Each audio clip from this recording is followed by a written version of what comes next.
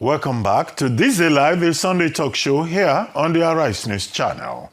Still with me in the studio today, I have Professor David Awurawo, Professor of International Relations and Strategic Studies at the University of Lagos, and Jide Ologun, legal practitioner, national development advocate, and fellow of the Institute of Leadership Coaching and Strategy. Now, we'll get to the week that was in a bit, but first, Nigeria is taking its message straight to the world tonight, using the historic G20 in Johannesburg to court investors and push for stronger Africa-to-Africa trade. But as the delegation makes its case, geopolitical tensions and harsh words from the United States are testing the country's pitch.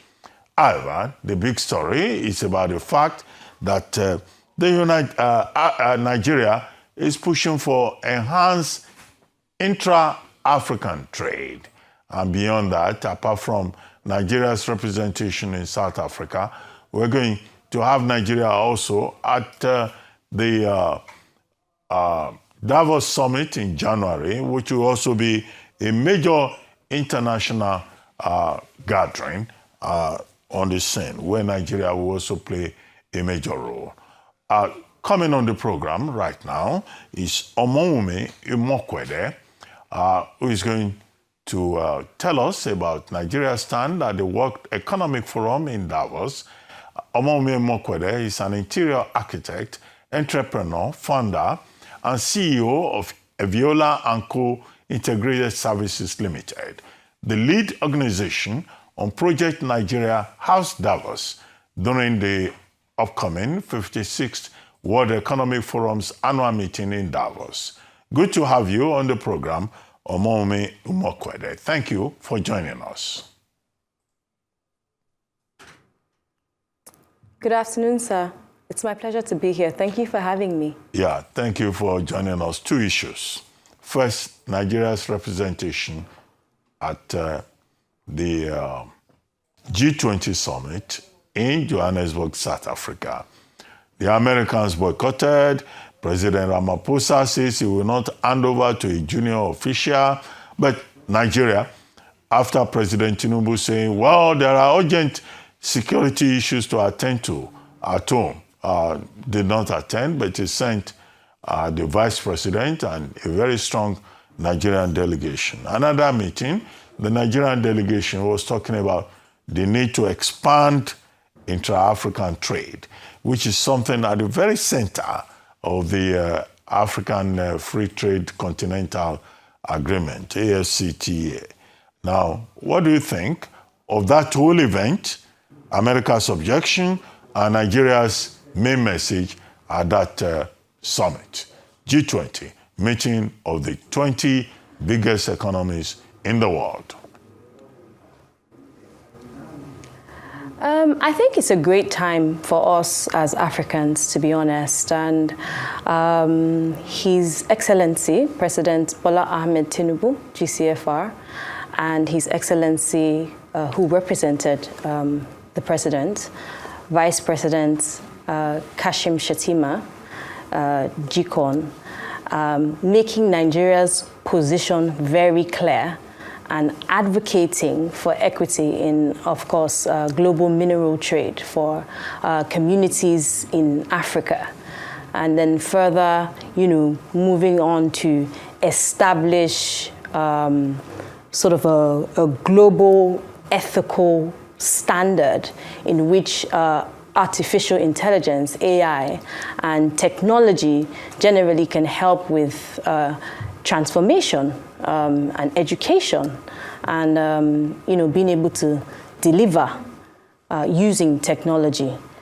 It's a great time, to be a part of this journey as an entrepreneur, because what this means for us is we start to open up conversations around local content, industrialization, manufacturing, job opportunities, job creation, if we are able to sort of create value chains around processing our natural resources and not just exporting the raw material, but making sure that we're exporting the actual final product.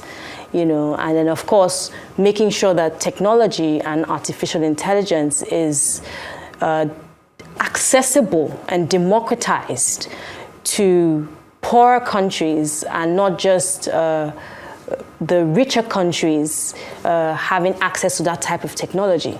Because if we're able to get that framework correctly, it means that we are gearing towards growth. So I'm very happy, with the position that Nigeria is taking, and I'm happy that we were able to sort of be a part of that process. So yeah, it's a great time in my opinion, and I'm happy, that despite the geopolitical issues and disagreements, the G20 summit was still able to meet a 122-page leaders' declaration, that is advocating for debt reduction, climate change, and infrastructure around digital transformation, renewable energy. I'm very excited for Africa, to be honest, despite the geopolitical tension. Let me ask you a straightforward question. Nigeria is showing commitment to the idea of integration in Africa. Nigeria wants a unified payment system. Nigeria wants, Africa to be united. Do you think that these objectives are realizable in the light of the disparities among these African countries? About 4 of them, 5 are under military rule. Some others, they don't even pay their dues under the regional organizations that they belong to. Don't you think that Nigeria just went to that forum to say the right things and to be seen to be a committed country? We had all our people there, from finance to customs and all of that, pushing African integration and all of that. Do we have the objective conditions to even make those objectives possible? I think it's very feasible, to be honest. I don't think anything is impossible. To me, nothing is impossible. And I feel like we just have to continue the dialogue and continue the push. And this administration is very committed, from what I see as an entrepreneur, to making sure that we get results. So it's just a matter of, continuing, with what is on ground and continuing to push to make sure we get adequate results. Okay. To go to the second leg of our conversation, the next major issue, the next major economic outing will be the World Economic Forum 2026. WEF is usually in January. I understand that Nigeria is planning for the first time to show up that street. Yes, I went there with, I think, Rutus, who were interested in some other things. But it was a very great innovation, seeing what was happening there. Now, for the first time, we are going to have the Nigeria House. And I know that you are involved in the process to have a Nigeria House exhibition and promotion of Nigeria. What is that all about? So this is to actually buttress, or to sort of go back on your last question. It's part of it. The 2026 theme for WEF is the spirit of dialogue. So what that means is that we have to continue to dialogue to get the results that we want. So this is the very first time that Nigeria will be hosting its national house in Davos on the main promenade during the World Economic Forum. And this initiative it's a public-private sector partnership or public-private sector arrangement whereby the government has endorsed the private sector to go ahead to actualize this concept. So for years, countries like Saudi Arabia, UAE, Belgium, Brazil, they have used national houses on the Davos promenade to gain attention for their country, to create the right narrative and perception, as well as generating heavy investment pipelines. And this is the time for Nigeria to say, you know what, we're ready. We're ready to compete globally, and we're ready to show the world our new reforms, our new agendas, and to really, really be in the nick of the conversations. So the project is endorsed by the Federal Ministry of Industry, Trade and Investment, alongside the Federal Ministry of Foreign Affairs, in partnership as well with the Federal Ministry of Finance and coordinating Ministry of the Economy.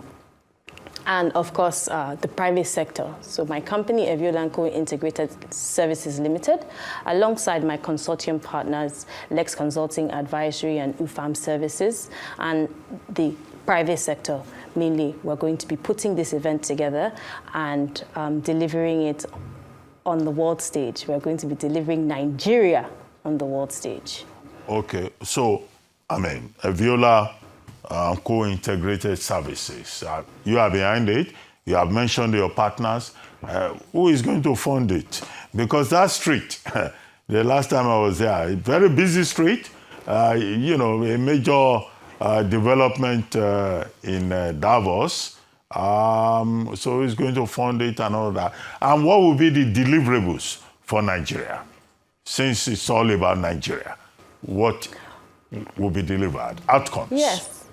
So we're working directly with the private sector. So you're talking about the banks, the development partners, key institutions in the agriculture space, in the oil and gas sector, in the power and energy sector. So we're all going to come together to find a way to make sure that we deliver Nigeria House to the best of its capability. Okay. Yeah, no, you haven't answered my question. What level of support is the Nigerian government providing? Well, the Nigerian government is providing the substance, I would say, the substance in which a national representation is needed. Because we are not the government, we are the private sector. There are certain key areas that the government sort of is pushing on.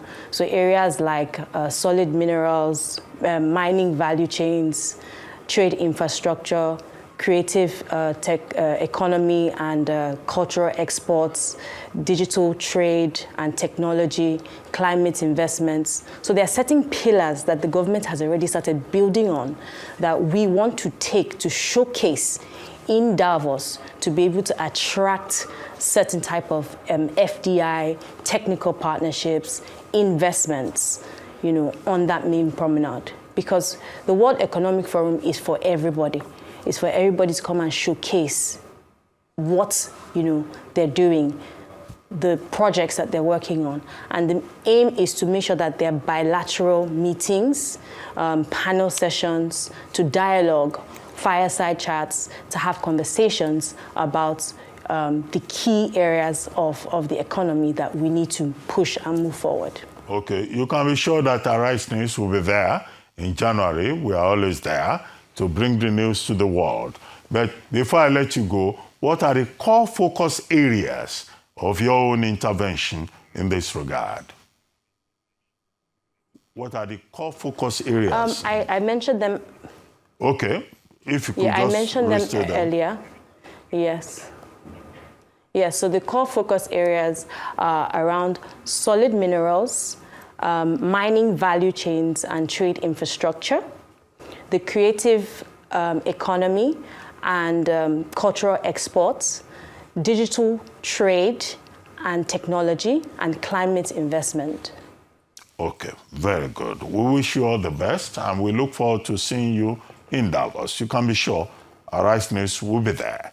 If you don't see us around, look around. We will be there, certainly.